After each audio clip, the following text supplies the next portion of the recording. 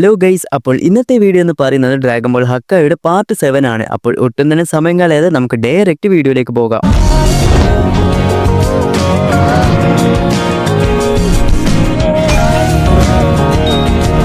ഇവിടെ ഫസ്റ്റ് തന്നെ നമ്മുടെ യൂണിവേഴ്സ് 8 ആണ് കാണിക്കുന്നത്. യൂണിവേഴ്സ് 8ന്റെ ഗോഡ് ഓഫ് ഡിസ്ട്രക്ഷൻ ആയിട്ടുള്ള ലിക്കറും അതുപോലെ തന്നെ സെലസ്റ്റിയൽ മേജിലുള്ള ടൈറയും തമ്മിലുള്ള ഒരു ഫൈറ്റ് ഇവിടെ പോവുകയാണ്. ഈ സമയം നമ്മുടെ ലിക്കർ പറയാൻ തുടങ്ങും, നീ എന്നേക്കാൾ പവർഫുൾ ആണ് എന്നാണ് ഞാൻ കരുതിയത്, പക്ഷെ നീ എന്റെ കൂടെ ഫൈറ്റ് ചെയ്തതൊക്കെ വെച്ച് നോക്കുമ്പോൾ നീ അത്രയൊന്നും പവർഫുൾ അല്ല. അപ്പോഴാണ് നമ്മുടെ ടൈറ പറയുന്നത്, നീ ഒരു കാര്യം മറന്നുപോയി, ഞാനാണ് ഈ സെലസ്റ്റിയൽ മേജിലുള്ള ഏറ്റവും പവർഫുൾ ആയിട്ടുള്ള വാരിയർ. അങ്ങനെ ഇത് പറഞ്ഞതിന് ശേഷം നമ്മുടെ ടൈറ നമ്മുടെ ഗോക്കു ബ്ലാക്ക് ഒക്കെ യൂസ് ചെയ്യുന്നത് പോലെ തന്റെ എനർജി വെച്ച് ഒരു സോഡ് ക്രിയേറ്റ് ചെയ്യും. അങ്ങനെ അതിനുശേഷം അടുത്തത് നമ്മുടെ യൂണിവേഴ്സ് 6 ആണ് കാണിക്കുന്നത്. ഇവിടെ നമ്മൾ നേരത്തെ പറഞ്ഞ ആ ഒരു കിബോറു എന്ന് പറഞ്ഞിട്ടുള്ള ക്യാരക്ടർ ഈ ഒരു ബീസ്റ്റ് എവിടെയാണെന്ന് മനസ്സിലാക്കാൻ വേണ്ടി ആ ഒരു ബുക്കൊക്കെ തപ്പിക്കൊണ്ടിരിക്കുകയാണ്. ഈ സമയത്താണ് നമ്മുടെ ഗോക്കു സുപ്രീം കായിനോട് പറയുന്നത്, ഈ ഒരു യൂണിവേഴ്സിൽ ബന്ധമില്ലാത്ത സാറാട്ട് എന്ന് പറഞ്ഞിട്ടുള്ള ഒരുത്തൻ ഉണ്ടായിരുന്നു, അവൻ ഈ ഒരു യൂണിവേഴ്സും സ്വന്തമാക്കണമെന്ന് വിചാരിച്ച് ഇവിടെ വരികയും അതിനുശേഷം അവനെ കുറച്ച് ബീസ്റ്റുകളായിട്ട് സെപ്പറേറ്റ് ചെയ്യുകയും തുടങ്ങിയ കാര്യങ്ങളൊക്കെ ഇവരോട് പറയുന്നു. കൂടാതെ അവർ നമ്മളെക്കാൾ എത്രയോ മടങ്ങ് ശക്തരാണ് തുടങ്ങിയ കാര്യങ്ങളും ഗോക്കു പറയുന്നുണ്ട്. അപ്പോഴാണ് നമ്മുടെ ബുക്ക് നോക്കിക്കൊണ്ടിരിക്കുന്ന കിബോറോ പറയുന്നത്, ഇപ്പോൾ ഈ ഒരു ബീസ്റ്റിനെ എടുക്കാൻ വേണ്ടി വരുന്ന ആ ഒരു സെലസ്റ്റിയൽ മേജിലുള്ള ആൾക്കാർ എന്നത് ഗോഡ് ഓഫ് ഡിസ്ട്രക്ഷനേക്കാൾ പവർഫുൾ ആയിട്ടുള്ള ആൾക്കാരാണ്. അതായത് ഒരു 3 ഗോഡ് ഓഫ് ഡിസ്ട്രക്ഷന്റെ പവർ ഉണ്ടെങ്കിൽ മാത്രമേ അവരെ നമുക്ക് എതിർത്ത് നിൽക്കാൻ സാധിക്കുകയുള്ളൂ. കൂടാതെ നമ്മുടെ ഗോകുവിനോട് എടുത്തു പറയുന്നുണ്ട്, നിനക്കൊരിക്കലും അവനെ ഒറ്റയ്ക്ക് തോൽപ്പിക്കാൻ സാധിക്കുകയില്ല. അങ്ങനെ ഇതിന് എക്സാമ്പിൾ ആയിട്ടാണ് പിന്നെയും നമ്മുടെ ലിക്കറും ടൈറും തമ്മിലുള്ള ഫൈറ്റ് കാണിക്കുന്നത്. സാറാട്ട് എന്ന് പറഞ്ഞിട്ടുള്ള ഒരുത്തൻ എത്രത്തോളം പവർഫുൾ ആണെന്നും ഇവിടെ ഉണ്ടായ മോർട്ടൽസും ഗോഡ്സും ഏഞ്ചൽസും എല്ലാവരും ചേർന്നാണ് അവനെ പിടിച്ചു വച്ചത് തുടങ്ങിയ കാര്യങ്ങളൊക്കെ ഇവിടെ പറഞ്ഞു തരുന്നുണ്ട്. അങ്ങനെ ഇതൊക്കെ കണ്ട് നമ്മുടെ ഗോക്കു പറയും, എന്നേക്കാൾ ശക്തനായിട്ടുള്ള ആൾക്കാരോട് കൂടി ഫൈറ്റ് ചെയ്യാനാണ് എനിക്ക് ഇഷ്ടമെന്ന് നമ്മുടെ ഗോക്കു പറയുന്നുണ്ട് ഇവിടെ. അങ്ങനെ അതിനുശേഷം ഇവിടെ നമ്മുടെ യൂണിവേഴ്സ് 7 ആണ് കാണിക്കുന്നത്. ഇവിടെ നമ്മുടെ ബിയറസും അതുപോലെ ആ ഒരു സെലസ്റ്റിയൽ മേജിലുള്ള ഒരുത്തനും തമ്മിൽ ഫൈറ്റ് പോവുകയാണ്. ഈ സമയം ഊബാണെങ്കിൽ ആ ഒരു വയസ്സായിട്ടുള്ള ആളെയും എടുത്ത് ഒരു സേഫ് ആയിട്ടുള്ള ഒരു സ്ഥലത്ത് പോയിട്ട് ഇരിക്കുന്നു. അങ്ങനെ ഈ സമയം ആ ഒരു സെലസ്റ്റിയൽ മേജിലുള്ള ആ ഒരുത്തൻ, ബിയറസ് നീ ഇവിടെ വരുമെന്ന് ഞാൻ പ്രതീക്ഷിച്ചതേ ഇല്ല. അപ്പോഴാണ് നമ്മുടെ ബിയറസ് പറയുന്നത്, മാജിൻ ബൂവിന്റെ റീഇൻകാർണേഷൻ ഇവിടെയാണ് തുടങ്ങിയ കാര്യങ്ങളൊക്കെ എനിക്ക് നല്ലതുപോലെ അറിയാം. അപ്പോൾ തന്നെ ആ ഒരു സെലസ്റ്റിയൽ മേജിലുള്ള ആ ഒരുത്തൻ പറയും, എനിക്കിപ്പോൾ ഗോഡ് ഓഫ് ഡിസ്ട്രക്ഷനുമായിട്ട് ഫൈറ്റ് ചെയ്യാനും തീരെ താല്പര്യമില്ല എന്നും പറഞ്ഞ് അവൻ ഒരു ഫ്ലാഷ് നമ്മുടെ ബിയറസിന്റെ നേരെ വിടുന്നു. ആ ഒരു ഫ്ലാഷ് ആണെങ്കിൽ അവിടെ വലിയൊരു ഇമ്പാക്റ്റ് ആണ് ഉണ്ടാക്കുന്നത്. എന്നാൽ അതിനുശേഷം നമ്മുടെ ബിയറസിനെ നോക്കിക്കഴിഞ്ഞാൽ ബിയറസിന് ഒന്നും തന്നെ സംഭവിച്ചിട്ടുണ്ടാകില്ല. അവന്റെ കൈ ഇപ്പോഴും പിടിച്ചിരിക്കുന്നുണ്ടാകും. അങ്ങനെ അതിനുശേഷമാണ് ആ ഒരു സെലസ്റ്റിയൽ മേജിലുള്ള ആ ഒരു ക്യാരക്ടറിന്റെ ഫേസ് റിവീൽ ചെയ്യുന്നത്. അങ്ങനെ അവൻ പറയും, ബിയറസ് നീ ഇപ്പോഴും പഴയതുപോലെ തന്നെയാണ് ഉള്ളത്, നിനക്ക് ഒരു മാറ്റവും സംഭവിച്ചിട്ടില്ല. അപ്പോൾ ഇത് ആരാണെന്ന് നോക്കിക്കഴിഞ്ഞാൽ മറ്റാരുമല്ല, അതായത് നമ്മുടെ ബിയറസിന്റെ മുൻപുണ്ടായ യൂണിവേഴ്സ് 7ന്റെ ഗോഡ് ഓഫ് ഡിസ്ട്രക്ഷൻ ഉണ്ട് എന്ന് പറഞ്ഞില്ലേ, അവരാണ് ഇപ്പോൾ ഇവിടെ വന്നത്. ഇവരുടെ പേരാണ് ടൈറോൺ. കൂടാതെ നമ്മുടെ ബിയറസിന്റെ മാസ്റ്ററുമാണ് പുള്ളിക്കാരൻ. ഇത് കണ്ട് നമ്മുടെ ബിയറസും ഷോക്കായി പോകുന്നുണ്ട്. കാരണം ഒരു കാലത്ത് ഈ ഒരു യൂണിവേഴ്സിന്റെ ഗോഡായി നിന്ന് ഇപ്പോൾ വില്ലനായി മാറിയത് കണ്ട് ശരിക്കും നമ്മുടെ ബിയറസ് ഷോക്കായി പോകുന്നുണ്ട്. അങ്ങനെ നമ്മുടെ ആ ഒരു ടൈറോൺ പറയും, എനിക്കിപ്പോൾ നിന്റെ ഒപ്പം ഫൈറ്റ് ചെയ്യാൻ തീരെ താല്പര്യമില്ല എന്ന് പറഞ്ഞ് ഒരു മാജിക്കൽ സർക്കിൾ ക്രിയേറ്റ് ചെയ്ത് ഇവിടെ നിന്നും പോകുന്നു. അങ്ങനെ അടുത്തത് നമ്മുടെ ഫ്രീസിയുടെ സ്പേസ്ഷിപ്പ് ആണ് കാണിക്കുന്നത്. അതുപോലെ തന്നെ ഈ ഒരു സ്പേസ്ഷിപ്പിൽ ഉണ്ടായ കൂളറിന്റെ സോൾജിയേഴ്സ് ഫ്രീസിയോട് ചോദിക്കും, നിങ്ങൾ കൂളറിനെ ഒറ്റക്കാക്കി വന്നല്ലേ? അപ്പോൾ തന്നെ നമ്മുടെ ഫ്രീസ പറയും, അതെ ഞാൻ ഒറ്റക്കാക്കി വന്നു, അതിനിപ്പോൾ നിങ്ങൾക്ക് എന്താണ് വേണ്ടത്? അധികം സംസാരിച്ചാൽ നിങ്ങളെയും കൊല്ലുമെന്ന് നമ്മുടെ ഫ്രീസ പറയുന്നു. അങ്ങനെ ഇപ്പോൾ നമ്മുടെ ഫ്രീസിയുടെ സ്പേസ്ഷിപ്പ് നോക്കിക്കഴിഞ്ഞാൽ 3 ഗാലക്സിയും കഴിഞ്ഞ് ഒരുപാട് ദൂരെയാണ് അവരുള്ളത്. അപ്പോൾ തന്നെ ഫ്രീസ പറയും, ഇനി ഇവർക്ക് വേഗമൊന്നും നമ്മൾ കണ്ടുപിടിക്കാൻ കഴിയില്ല എന്ന് പറയുമ്പോഴാണ് ഇവരുടെ സ്പേസ്ഷിപ്പിലുള്ള റഡാറിൽ എന്തോ ഒന്ന് ഡിറ്റക്ട് ചെയ്യാൻ തുടങ്ങും. അങ്ങനെ അതിനുശേഷം ഇവർ മാക്സിമം സ്പീഡിലായിരിക്കും ആ ഒരു സ്പേസ്ഷിപ്പ് സഞ്ചരിക്കുക.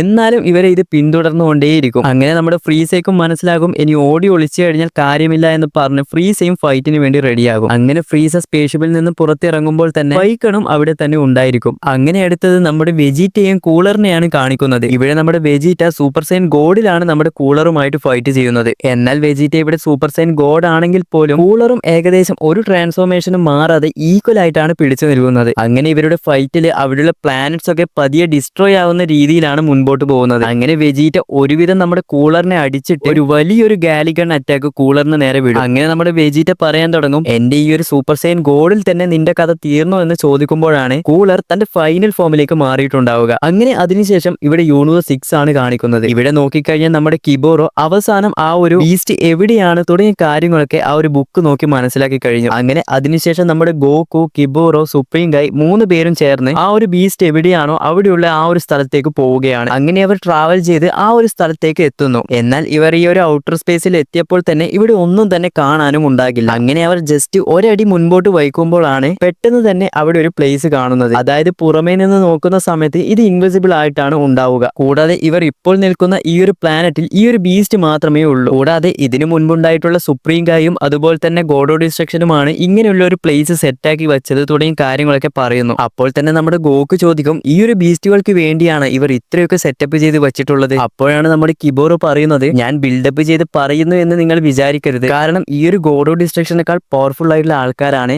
ഈ ഒരു ബീസ്റ്റുകൾ. അങ്ങനെ അടുത്തത് യൂണിവേഴ്സ് 11 ആണ് കാണിക്കുന്നത്. ഇവിടെ ഇപ്പോൾ നോക്കിക്കഴിഞ്ഞാൽ ഈ ഒരു യൂണിവേഴ്സിൽ ഉണ്ടായ ആ ഒരു ബീസ്റ്റ് പുറത്തു വന്നു. ഇപ്പോൾ ഏകദേശം 180ഓളം സോളാർ സിസ്റ്റം ആ ഒരു ബീസ്റ്റ് ഡിസ്ട്രോയ് ചെയ്ത് കഴിഞ്ഞു. ഇവിടെ നമ്മുടെ ടോപ്പോയും ബെൽമാൻഡോ ഒക്കെ ആണെങ്കിൽ ആ ഒരു ബീസ്റ്റിനെ എങ്ങനെയെങ്കിലും പിടിച്ചു വെക്കാൻ വേണ്ടി ശ്രമിക്കുന്നുണ്ട്. എന്നാൽ ഇവർക്ക് ഒട്ടും തന്നെ സാധിക്കുന്നുമില്ല. ഈ ഒരു ബീസ്റ്റിനെ കാണാൻ ഏകദേശം നമ്മുടെ മാജിൻ ബൂനെ പോലെയൊക്കെയാണ് ഉള്ളത്. അപ്പോൾ തന്നെ ആ ഒരു ബീസ്റ്റ് പറയാൻ തുടങ്ങും, ഇവിടെയുള്ള മോട്ടേഴ്സിനൊന്നും തീരെ പവർ ഇല്ല. കൂടാതെ ഇവിടെയുള്ള ഗോഡോ ഡിസ്ട്രക്ഷൻ തന്നെ നല്ല വീക്ക് ആയിട്ടുള്ള ഒരാളാണ്. അങ്ങനെ നിന്റെ കൂടെയുള്ള എല്ലാവരും ഇതുപോലെയാണോ എന്ന് നമ്മുടെ ബീസ്റ്റ് നമ്മുടെ ഗോഡിനോട് ചോദിക്കുന്നു. അതുപോലെ തന്നെ നിന്റെ പവേഴ്സ് മുഴുവൻ പുറത്തെടുക്കാൻ വേണ്ടി നമ്മുടെ ബെൽമാർഡിനോട് ബീസ്റ്റ് പറയുന്നുമുണ്ട്. അങ്ങനെ നമ്മുടെ ബെൽമാർഡ് പറയാൻ തുടങ്ങും, ഇനി എന്റെ എനർജി ഓഫ് ഡിസ്ട്രക്ഷൻ മുഴുവനായിട്ട് പുറത്തെടുത്താലേ എനിക്ക് ഈ ഒരു ബീസ്റ്റിനെ ഡിഫീറ്റ് ചെയ്യാൻ സാധിക്കുകയുള്ളൂ. എന്നാൽ ഞാൻ ഈ ഒരു പവേഴ്സ് എടുത്താൽ തന്നെ ഈ ഒരു യൂണിവേഴ്സ് തന്നെ ബാക്കി ഉണ്ടാവുമോ എന്ന് സംശയമാണ് തുടങ്ങിയ കാര്യങ്ങളൊക്കെ ബെൽമാർഡ് ആലോചിച്ചിരിക്കുകയാണ്. പക്ഷെ എന്തൊക്കെ വന്നാലും വേറെ വഴിയില്ല, ഇത് ചെയ്തേ പറ്റൂ എന്ന രീതിയിൽ നമ്മുടെ ബെൽമാർഡ് നിൽക്കുമ്പോഴാണ് ഇവരുടെ അടുത്തായി നമ്മുടെ ജെറിൻ ഇറങ്ങുന്നത്. അങ്ങനെ അടുത്തത് ഇവിടെ നമ്മുടെ വെജിറ്റയും കൂളറിനെയാണ് കാണിക്കുന്നത്. വെജിറ്റ ഇപ്പോൾ സൂപ്പർ സൈൻ ബ്ലൂവിലും അതുപോലെ കൂളർ ഇപ്പോൾ ഫൈനൽ ഫോമിലുമാണ് ഉള്ളത്. അങ്ങനെ ഇവരുടെ ആ ഒരു ഫൈറ്റിൽ കൂളർ പറയാൻ തുടങ്ങും, നിന്റെ ഉള്ളിൽ ഇനിയും പവേഴ്സ് ഉള്ള കാര്യം എനിക്കറിയാം. കൂടാതെ നീ ഫൈറ്റ് ചെയ്ത് അവസാനം വീക്ക് ആവുന്ന ആ ഒരു ടൈമിൽ ട്രാൻസ്ഫോർമേഷൻ ആകാനല്ലേ നിന്റെ പ്ലാൻ. ഇതൊക്കെ നീ നേരത്തെ ചെയ്തുകൊണ്ടിരിക്കുന്ന ഒന്നാണ്. അതുകൊണ്ട് നീ നിന്റെ മുഴുവൻ പവറും എടുത്ത് എന്റെ കൂടെ ഫൈറ്റ് ചെയ്യുമെന്ന് കൂളർ പറയുന്നു. അങ്ങനെ ഇത് കേട്ട് നമ്മുടെ വെജിറ്റയും സൂപ്പർ സൈൻ ബ്ലൂ എവല്യൂഷനിൽ മാറും. അങ്ങനെ അതിനുശേഷം വെജിറ്റ നമ്മുടെ കൂളറിന് നേരെ ഡയറക്റ്റ് ഒരു പഞ്ച് ചെയ്യാൻ വേണ്ടി പോകും. എന്നാൽ കൂളർ ഇതിൽ നിന്ന് ഒഴിഞ്ഞു മാറി പറയും,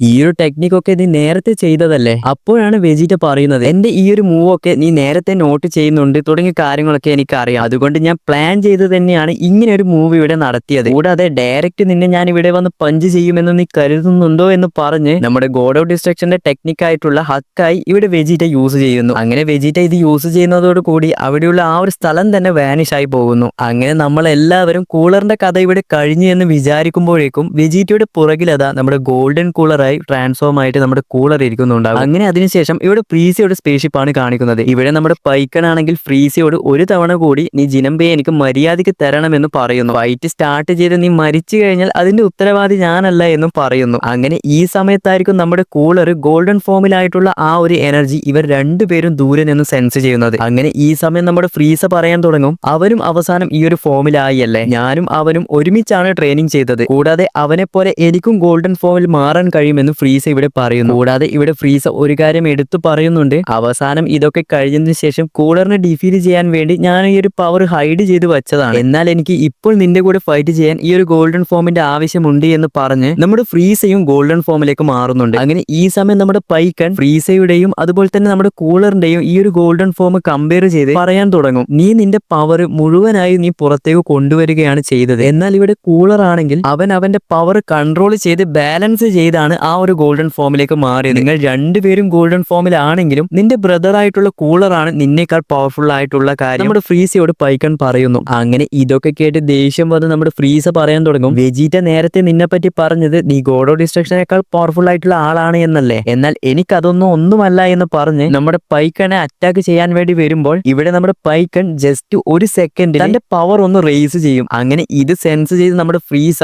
പേടിച്ച് ഷോക്കായി വിറക്കാൻ തുടങ്ങും. കാരണം ആ ഒരു സെക്കൻഡിൽ തന്നെ പൈക്കന്റെ ബോഡിയിൽ നിന്നും അത്രമാത്രം എനർജിയാണ് പുറത്തേക്ക് വരുന്നത്. അങ്ങനെ ഇത് കണ്ട് നമ്മുടെ ഫ്രീസയും തന്റെ തോൽവി ഇവിടെ സമ്മതിച്ചു തരും. പിന്നീട് ഞാൻ പറയേണ്ട ആവശ്യമില്ലല്ലോ, നമ്മുടെ പൈക്കൺ ആ ഒരു ജിനംബയുടെ ഷെല്ലെടുത്ത് പോകാൻ വേണ്ടി നിൽക്കുന്ന സമയം നമ്മുടെ ഫ്രീസയോട് പൈക്കൺ അവസാനമായി പറയുന്നുണ്ട്, നീയും പവർഫുൾ ആയിട്ടുള്ള ഒരാൾ തന്നെയാണ്, ഇനിയൊരു വലിയ യുദ്ധം വരാനുള്ള ചാൻസ് വളരെയധികം കൂടുതലാണ്, അതുകൊണ്ട് നീ അതിന് പ്രിപ്പയർ ആയി ഇരിക്കൂ എന്നും പറയുന്നുണ്ട്. അങ്ങനെ അതിനുശേഷം നമ്മുടെ യൂണിവേഴ്സ് 11 ആണ് കാണിക്കുന്നത്, അതായത് നമ്മുടെ ജെറിന്റെ യൂണിവേഴ്സ്. അങ്ങനെ നമ്മുടെ ജെറിൻ ആണെങ്കിൽ ആ ഒരു ബീസ്റ്റുമായിട്ട് ഫൈറ്റ് ചെയ്യാൻ ചെയ്യാൻ വേണ്ടി നിൽക്കുമ്പോഴാണ് നമ്മുടെ ബെൽമാണ്ട് പറയും, ജെറിൻ നീ വിചാരിക്കുന്നത് പോലെയല്ല, അവൻ നമ്മളെക്കാൾ എത്രയോ മടങ്ങ് ശക്തനാണ്. അപ്പോഴാണ് ആ ഒരു ബീസ്റ്റ് മറ്റൊരു എനർജി അവിടെ സെൻസ് ചെയ്യുന്നത്. അങ്ങനെ അവനെ സെൻസ് ചെയ്ത് നമ്മുടെ ബീസ്റ്റ് പറയും, നീ എന്തിനാണ് അവിടെ ഒളിച്ചിരിക്കുന്നത്, പുറത്തേക്ക് വാ എന്ന് പറയുന്നു. അപ്പോഴാണ് സെലസ്റ്റിയൽ മേജിലുള്ള ഒരുത്തൻ ഇവരുടെ ഈ ഒരു ഫൈറ്റ് ഒക്കെ ഒളിഞ്ഞുകൊണ്ട് നോക്കിയിരിക്കുന്നുണ്ടാവും. അപ്പോഴാണ് ആ ഒരു സെലസ്റ്റിയൽ മേജിലുള്ള ആ ഒരുത്തൻ പറയുന്നത്, നിങ്ങളുടെ ബോഡിയിലുള്ളിലാണ് സാറാട്ടിന്റെ എനർജിയിലെ ഒരു ഭാഗം ഉള്ളത്. അപ്പോൾ തന്നെ ഞാൻ എന്തിനാണ് ഇവിടെ വന്നതെന്ന് ഞാൻ പറയേണ്ട ആവശ്യമില്ലല്ലോ എന്ന് ആ ഒരു ബീസ്റ്റിനോട് പറയുന്നു. അങ്ങനെ ആ ബീസ്റ്റിനും സംഭവം മനസ്സിലാകുന്നു. അങ്ങനെ നമ്മുടെ ജെറിൻ ആണെങ്കിൽ ഇവരെ രണ്ടുപേരും വിടുകയില്ല എന്ന് പറഞ്ഞ് ഇവരുടെ നേരെ ഫൈറ്റ് ചെയ്യാൻ വേണ്ടി വരുമ്പോൾ ആ ഒരു സെലസ്റ്റിയൽ മേജിലുള്ള ആ ഒരുത്തൻ ഒരു ഇല്യൂഷൻ ടെക്നിക്ക് ക്രിയേറ്റ് ചെയ്ത് അവിടെ നിന്നും എസ്കേപ്പ് ആവുന്നു. അങ്ങനെ അവർ രണ്ടുപേരും പോയതിനു ശേഷം നമ്മുടെ ബെൽമാണ്ട് പറയും, ആ ഒരു ബീസ്റ്റിന്റെ പവർ വെച്ച് നോക്കുമ്പോൾ എനിക്ക് തന്നെ അവരെ പിടിക്കാൻ സാധിച്ചില്ല. അപ്പോൾ ബാക്കിയുള്ള ഗോഡ് ഓഫ് ഡിസ്ട്രക്ഷന് എന്തായിരിക്കും അവസ്ഥ എന്ന് ബെൽമാണ്ട് ഇങ്ങനെ ആലോചിച്ചിരിക്കുകയാണ്. അങ്ങനെ അടുത്തത് നമ്മുടെ യൂണിവേഴ്സ് 6 ആണ് കാണിക്കുന്നത്. ഇവിടെ ഒരു വോൾക്കാനെ പോലെയുള്ള ഒരു സംഭവമുണ്ട്, അതിനകത്താണ് ഈ ഒരു ബീസ്റ്റ് ഉള്ളത്. അങ്ങനെ നമ്മുടെ കിബോറോ പറയും, ഇതിനകത്താണ് ആ ഒരു ബീസ്റ്റ് ഉള്ളത്, എന്നാൽ ഇതിന്റെ അകത്തേക്ക് അങ്ങനെ എളുപ്പത്തിൽ പോകാനും സാധിക്കില്ല, കാരണം ഇതൊരു പസില് പോലെയാണ് ഉള്ളത്. അഥവാ നമ്മൾ പോകുന്ന വഴി എങ്ങാനും മാറിപ്പോയി കഴിഞ്ഞാൽ അത് നമ്മുടെ ജീവന് തന്നെ ആപത്താണ്. അപ്പോഴാണ് നമ്മുടെ ഗോകു പറയുന്നത്,